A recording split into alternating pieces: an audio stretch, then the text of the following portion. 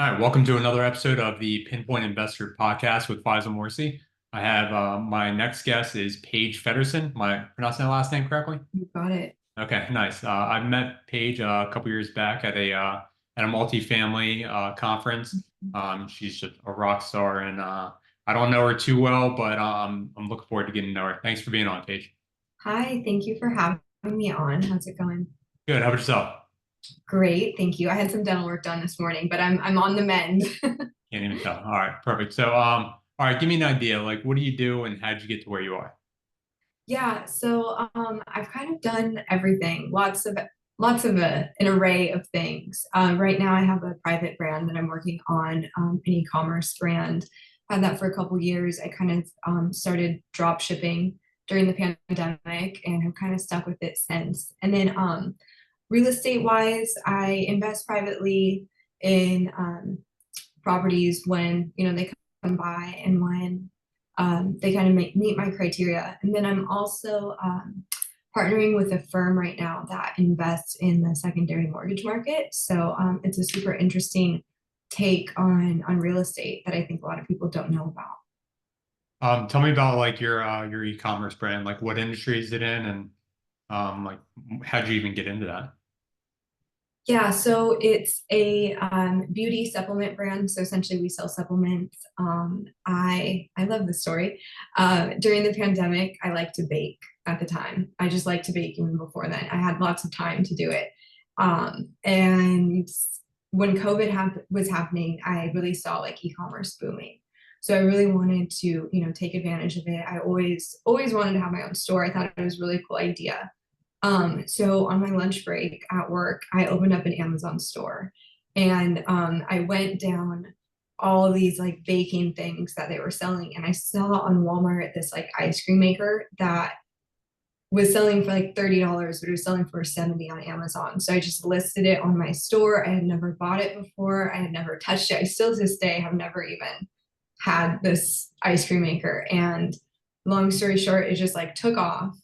Amazon sold out of what they were selling. So then we kind of took over and we're just flooded with all these orders. On 4th of July, we made like $30,000 Oh wow. or something in a day. Yeah. So it was really cool. So after that, I was hooked. And then I ended up hiring someone to take over my store for me. So I had that going in the background as I was like, working and stuff. So you mentioned work. What did you do? At the time, I was working for like this larger real estate firm. I was doing asset management for their HOA portfolio. So they bought like tons of condos, and I kind of like managed the some of their HOA stuff. All right. So I've had a couple guests discuss asset management. So what is that, and like what was your role in there? Yeah. Well, for this particular firm that I worked for, it was like a lot of broken condos. So they owned maybe like 50% of these condos in like a specific HOA. And there would be like certain things that would come along on the HOA side, like specific from like the like renting it out and leasing it. So I was kind of looking at the budgets and the financials of all those different HOAs and like keeping my tab on like things that CapEx procedures that were going to be coming up, and like roofing and how that would increase the fees, or trying to get it to not increase the fees, or like doing things like submetering out the units to kind of get things to more like efficient level, and just kind of assisting with that and like presenting the bids to ownership. And yeah. So is that how you got into multifamily to begin with? No, I actually started by I bought my first property back in like 2012. I was like 20 years old. Um, and I kind of just I rented out a room, and then I kind of just kept buying and selling. This was 2012. Everything was so cheap. Um, and then like I started really networking with like a group I met down in San Diego where I'm at, and they really like emphasized how important it was to network, and so that's how I ended up meeting you, and then kind of just networked my way into a asset management job pretty much. So yeah, but yeah. All right, can you talk about like your real estate experience, like with the single family flipping stuff or the house hacking that you were doing? Yeah, so I paid for my first place in cash, and I ended up like just renting out a room to someone who's like, acquaintance of mine or a friend, and then it kind of like goes on, and you have to eventually invite a stranger into your home. So that's always fun. So I kind of started like house hacking, I guess you would say. Or that's what they used to call it. I don't know what they call it now. Oh, definitely. And then yeah, I kind of just kept buying and selling. I bought like in Sacramento, I had a duplex in Stockton. That was interesting. And then like my grandma passed, so I inherited like a little bit and was kind of managing that. I had like a fraction of a commercial place that had no insurance, so that was fun. Trying to get out of that. So yeah. Wow. Um, do like what do your parents do? Like, were they real estate investors as well? No, not really. No one really like in my family has real estate experience. Not too much. So how'd you get into it? And like, like you mentioned buying it at like the age of 20. So like, what made you even want to do it? Yeah, I mean, I kind of just took advantage of a good opportunity, and everything was really inexpensive at the time, and I just, was able to qualify, so I figured, why not just, get in, jump in head first. Yeah, absolutely. Do you still own any single family rentals? No, not at the time. I sold a lot of it before COVID, and I kind of wish I didn't, but the timing just kind of works out that way. But no, I do invest passively though in apartment, you know, um, syndications. I have one in Texas that I'm in as of now. How, like when you go to invest in a syndication, how are you vetting the GPs? Mm, I mean, is it through like referrals yeah, like that, or even how do you that's like? a good question. Usually people that I meet at events, but I have to, that's usually where I am first introduced to them. Like, I think I found the deal that I'm invested in at the Baltimore event. Oh wow, And this is my dog coming. and nice, welcome. What's his name? This is Lily. Lily. Okay. um, yeah, so kind of just like it's usually the first introduction at an event like that, but you have to like keep in contact with them and make sure that they are legit for sure. It takes a lot more than just one meeting. So let me shut this. Okay. I will say this is a first for the podcast, so that's awesome. I expected a kid to interrupt before a pet, so nice. Here, let's Um, see. Hi, Lily. nice. Hi, Lily. What kind of dog is that? She's my 12-year-old mutt. Okay, nice. That's awesome. Yes, that's my girl. Okay. And then so fast forward to today. Yeah. What are you doing as far as like real estate goes? Yeah, so I so okay, this is kind of an interesting one. It's a little step out from your like typical apartment. So a friend of mine that I've known since literally high school started his own. At first he was doing by himself, but basically we invest in the secondary mortgage market. So let's say, well, we're actually buying the portfolio from hedge funds. So we're buying basically a tape of notes. Let's say like, you know, just to break it down really easy, like let's say the property's worth 50,000, but there's a note that's only 25,000 on the property. We would buy a note that's like severely delinquent more than 90 days. So we would acquire the note, and then we would essentially go to the owners and say, hey, you're X amount of time over, you haven't paid us for this long. You can either stay in the house and pay what you owe us, or you can leave. So at that point, when they decide to leave, because usually they unfortunately are not able to get out, then we come in, we acquire the property, and then we sometimes flip them and sell them on the regular retail value. If it makes sense for us, they have an asset management company like nationwide, so they have the capabilities to do that. So like the benefits of this, really typically a 6 month to like 18-month hold time, compared to like in the real estate, like apartments and everything, the hold time is usually 3 to 5 years. So it takes a lot longer, and so there's a lot less velocity. And so these hedge funds are bundling up these notes and selling it Mhm. on the secondary market. Mhm. So you guys are buying it at the face value of the note and then taking over the actual like real estate once it's, once you take it over. Yeah, pretty much. I mean, we buy the note. There's a few other fees like legal fees and insurance, stuff like that. But essentially, yeah. Um, how is this different than like the crash that happened back in 2008? Well, these are actually reverse mortgages that we're buying. So the person, has already passed, that's assumed the loan.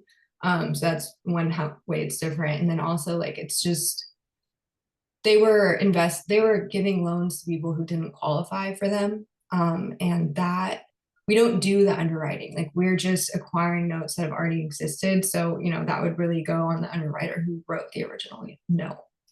Got it. And then where are these properties located? Is it just all over or like specific markets? Yeah, no, it's nationwide. So like it's a portfolio that people would be investing in. It's not just like one asset. Like I've heard of a lot of people do this on a case by case basis. They just buy one note from one owner. There's a lot of risk in that. Same thing with, investing in apartments or you all your eggs are in one basket. So if something happens to that one property, then you're not in like the best situation. But this is, a portfolio that we acquire from the hedge fund. And typically, when do you guys acquire one of these portfolios? About how many properties or notes are in it? I mean, it really just depends. Like at least I would say like total, hundreds. Wow. Okay. I mean, Um, they have like, 5 million AUM. So wow. Okay. yeah. Um, interesting. And so with like, are you just like a passive investor in that, or like, are you doing like some of the asset management stuff where you go in there and like, you know, list them and hire the contractors or whatever needs to be done there?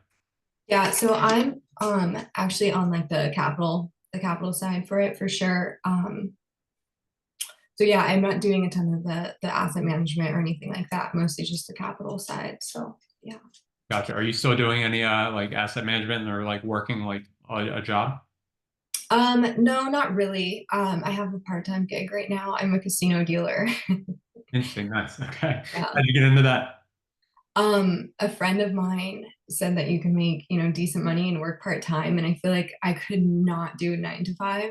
Um, and it's kind of like a fun thing to do. I always kind of thought it was interesting. So it's not bad. I like it. Have you ever raised funds at like a high roller table? No, they don't no. I thought it was gonna maybe like be like that, but no. Gotcha. Okay.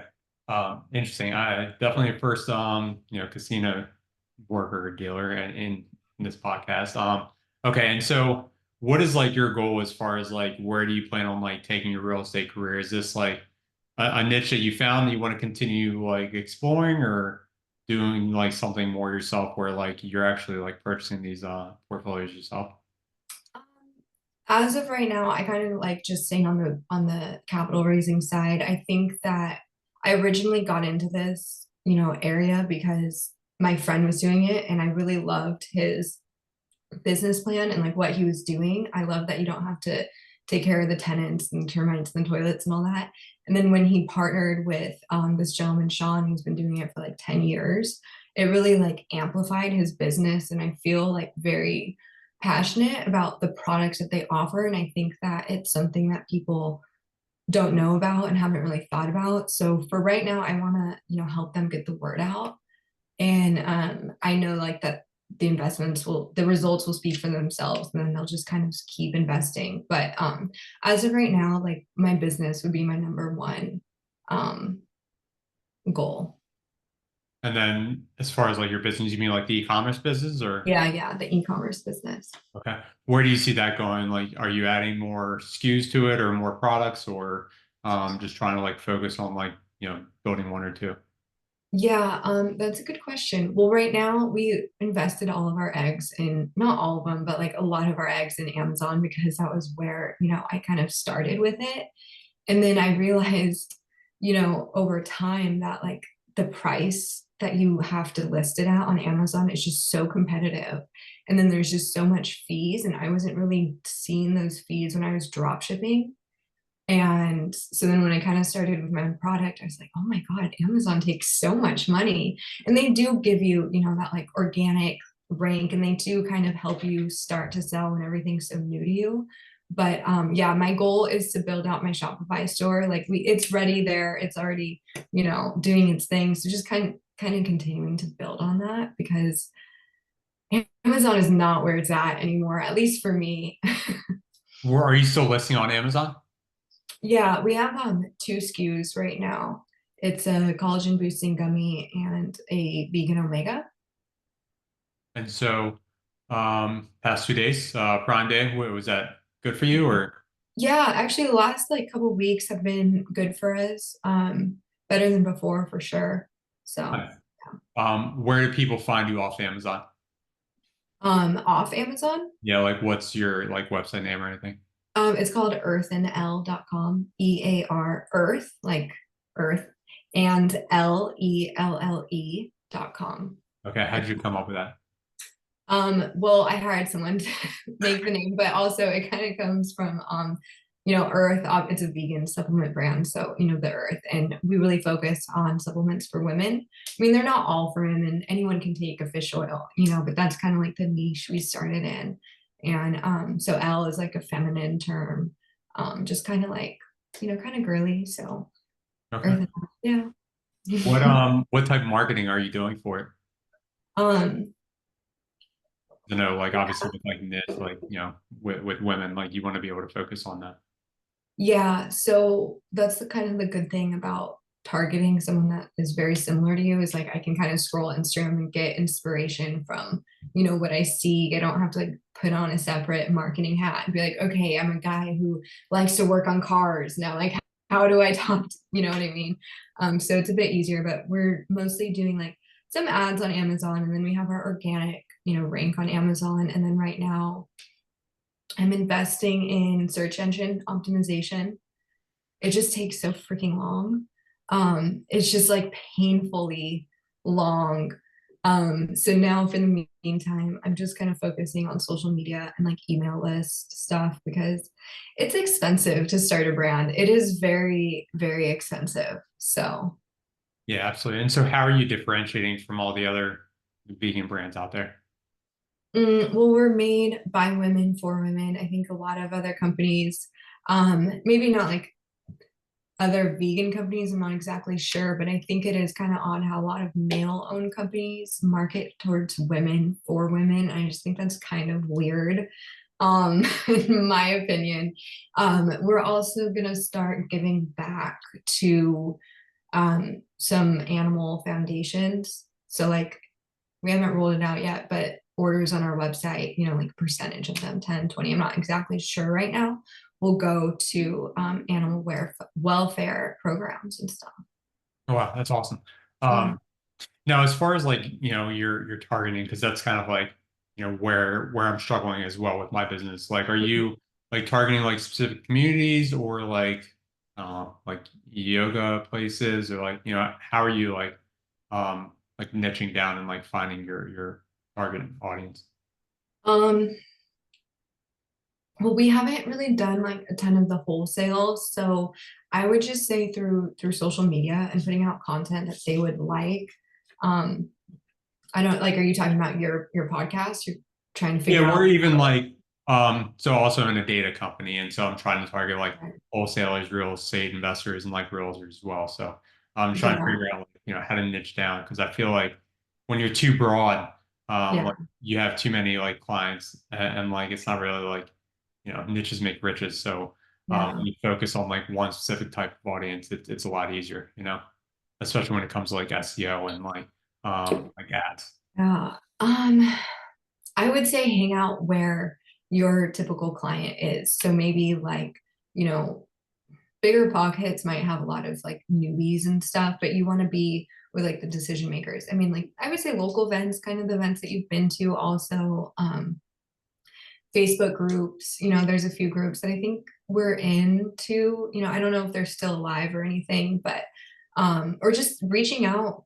personally to people that are into it. I don't know exactly what you're doing, but like for my capital raising side, I kind of just try to reach out to a couple people that I know on a daily basis, or going on other podcasts too.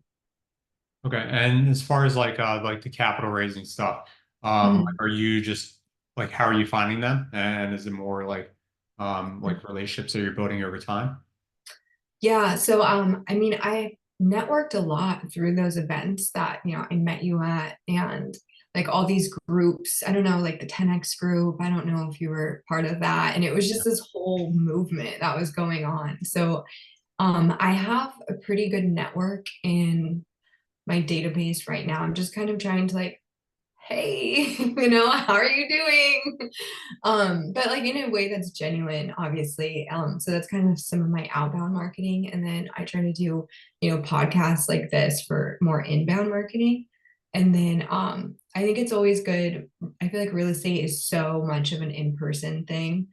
Going to events and just like connecting with people, because you never know, say one person maybe isn't ready, or wants to learn more, but you never know like how much money that person's going to make in the future, or like how much, how many other people they know who have access to capital, or just kind of like trying to genuinely build relationships with people. That's a great gold nugget. All right. And then so let's say someone is trying to like crack into this business. What type of advice would you give them? I actually met a new kid who just moved here from South America, started a landscaping business, and he was at a meetup, and we were the only ones there. It was so unprofessional. The people who started it like weren't even there. We were just, his name was David. So I had a Diet Coke and we hung out. Anyways, so he was brand new. And David. I was kind of trying to guide him. So I recommended a couple books. I would say, the best ever real estate apartment syndication by Joe Yeah, Fairless. I would definitely. say Yeah. that's a good place to start. And I'm sure there's other books too. That's just kind of the one that I know off the top of my head. And just, going to events, meeting people.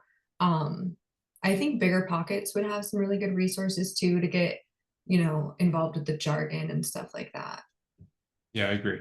All right. So I feel like you've kind of like, done it all when it comes to like real estate investing.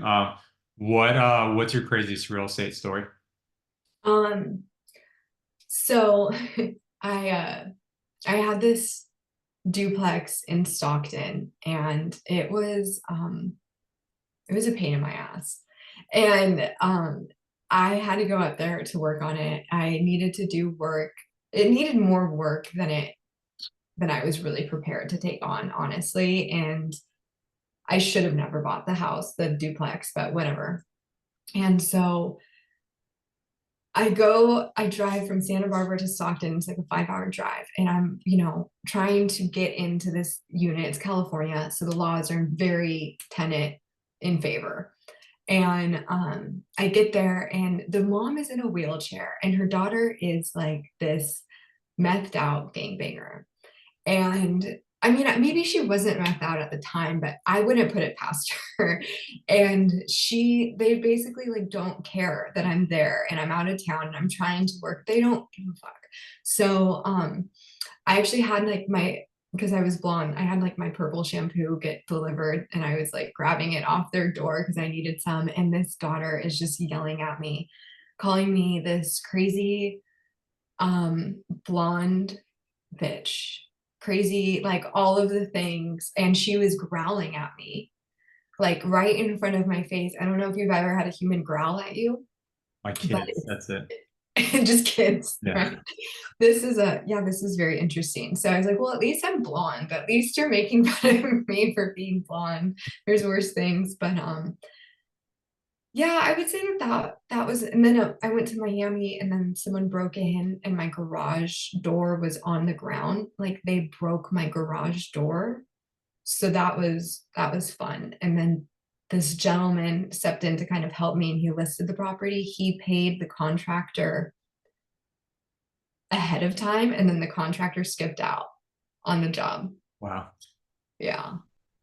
It's so fun. I don't recommend the single family out of town route. Maybe for like Airbnb it, or you don't mind going up there or you're in there, you have parents there or something. But like I knew nothing about Stockton, and on paper it does look great. And if I held it, just 6 months more, I would have done great. But I wasn't really like familiar with how ghetto Stockton was.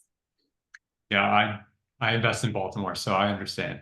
Yeah. And I'm dealing with my first squatter situation too. Oh, So you are. Oh, yeah, bless your and heart. Maryland is super tenant friendly too. So it'll Mhm. probably take like 6 months or up to 6 months to Yeah. get them out. So Yeah, that um, happened to me too. yeah, That sucks. we'll see. All right, so that was a fun one. All right, and so as far as like your capital raising, if somebody wants to get in touch with you, how do they reach out? Yes. So they can email me at invest. I'm making sure I have this. Invest with page4 at gmail.com. So invest with page PAIGE 4 at gmail.com. Or you can find me on Instagram, Paige Feddersohn, Feddersohn, F as in Frank. Or Facebook to just kind of like hit me up in the DMs, shoot me an email. Yeah. Okay, and don't make it weird, people. Okay, I appreciate your time. Thank you so much for being on. If there's anything that I can do for you personally, reach out. And thanks again for being on. Yeah, Once thank you for again, having me. this is brought to you by Pinpoint Skip. Check out our list at pinpointskip.com. Thanks, Paige. Thank you.